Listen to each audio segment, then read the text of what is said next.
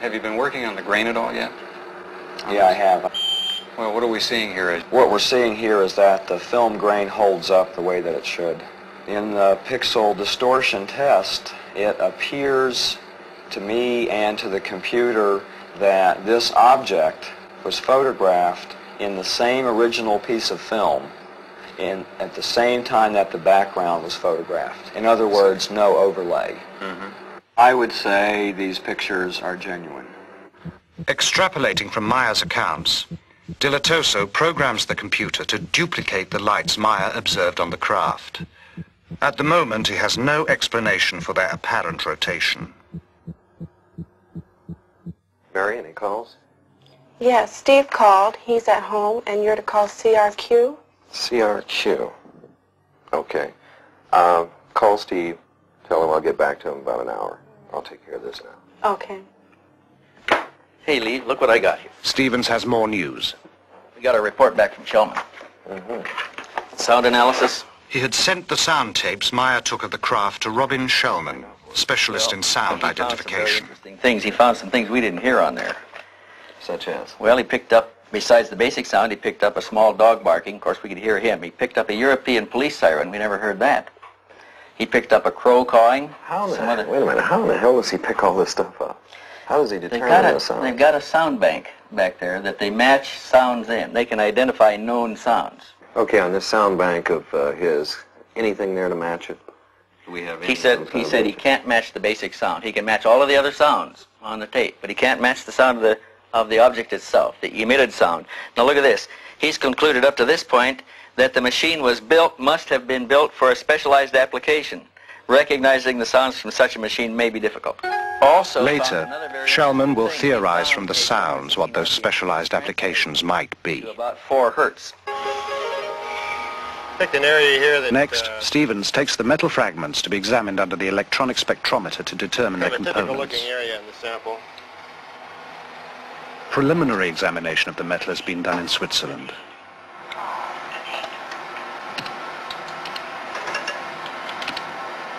And we've got these little marker bars here that we can line up on each peak as they come up. This one indicates we have silver there. Over here, let's see. We've got some copper, small amount of copper. It looks like about all that's in here at the moment. The big band here is silver, though. The big one is silver. Later analysis of other fragments also reveals small amounts of thulium, a rare earth element that is difficult and costly to extract here. This is one of the... Because of the unusual nature of the findings, the fragments are given to chemist Marcel Vogel, an expert in crystalline structures and inventor of many substances used in computer components. The first specimen I looked at is a metal specimen, which I classified as F1. This is the appearance that it looked at, rather golden colored on one side, silvery colored here. We find that in truth it is silver and a small amount of copper.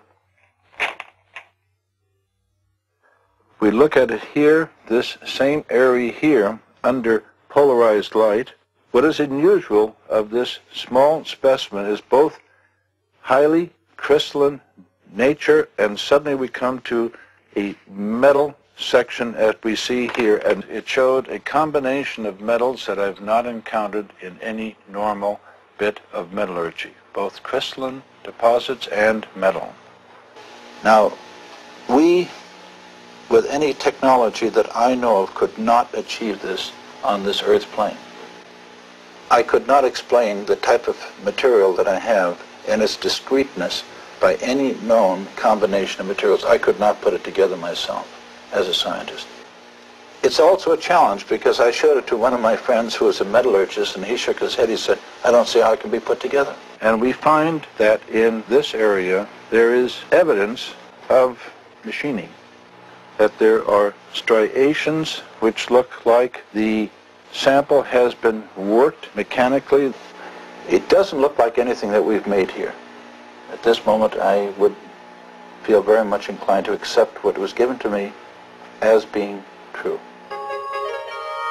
Always security conscious, the investigators hold key discussions outdoors to prevent eavesdropping. As the work piles up, they meet to assess progress and problems. And that is, we've got a company back here and an intercept clientele, a pretty heavy clientele. What are they going to be thinking about these hard-nosed investigators running around chasing flying saucers? Tom, it's an investigation, and it's a good investigation. No matter whether you're doing a murder one investigation or industrial espionage, you still have the basic criteria that you follow, investigative procedures. And I think if we maintain those type of procedures, I think we can control this situation. There's one thing that we haven't thought about. Eventually, somebody is going to come to us and say, have you ever tested these people? Have you ever tried to find out if they're lying? Have you used psychological stress evaluation? Have you used lie detection? Yeah. Will Billy go for that? Oh, sure. I think Billy will go for it. He's been open with us all the way through. I don't think he'll stop at this point. Well, Steve, we've got another problem. We've put a lot of time and effort into this case already. We don't know when it's going to terminate. Well, I want you along. I want to do a real investigation on this, and I want real investigators. Well, what do you guys think? I think we should go for it. Okay, let's hope he's for real. Look, physicists say they're all hoaxes. I've been at this for 20 years. If this is a hoax, there are no real cases. The decision made, the team presses on. Computer analyst Jim Delatoso has some new findings to show Welsh. Let's go back and look at this picture again and get some information about the edges. I've discovered this interesting program for measuring the edges of things and comparing it to all the other edges in the pictures. Based on the relationship of those edges? The width of the edges and the properties in the edges. So we're stretching the data in the edges so we can count how many pixels wide it is. And it's very interesting what happens when you stretch them out, because it becomes very clear. Pixels, these little squares, like building blocks, and pretty easy to count. 6, 7. So this one ranges from 5 to 7 pixels wide, this edge. So we have our range here is from 6 to 8. Now what this tells us in looking at all of the edges on the object is, first of all, that it's not a flat piece of plywood hung in the air, or it's not a paste up that was done. It actually has shape to it. And in this case, a very wide range, which has to do with focus.